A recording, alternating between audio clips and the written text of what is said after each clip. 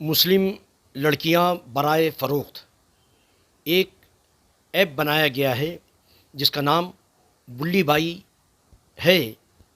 اس میں مسلم بچیوں کی، عورتوں کی تصویریں ڈالی گئی ہیں اور ان کی ڈیل ہو رہی ہے، اس کو بیچا جا رہا ہے۔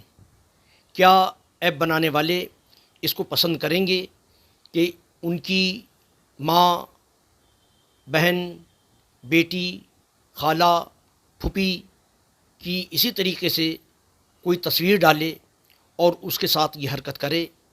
جب وہ اپنے ان لوگوں کے لیے یہ چیز پسند نہیں کرتے ہیں تو پھر ان عورتوں کی، ان بچیوں کی تصویریں کیوں ڈالی ہیں ان لوگوں نے، اور ان کے ساتھ اتنا بھونڈا سلوک کیوں کیا جا رہا ہے؟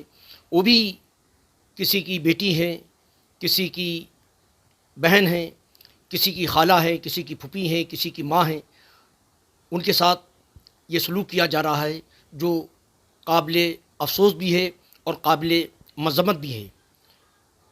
اور ان پر رضا اکیڈمی مطالبہ کرتی ہے کہ ان پر سخت کارروائی کی جائے۔ ہم اس بات کی مذمت کرتے ہیں اور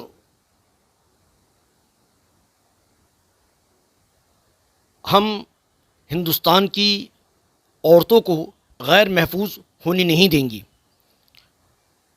اور ہم پرینکا چترویدی صاحبہ کا بھی شکریہ ادا کرتے ہیں جو ایم پی ہیں۔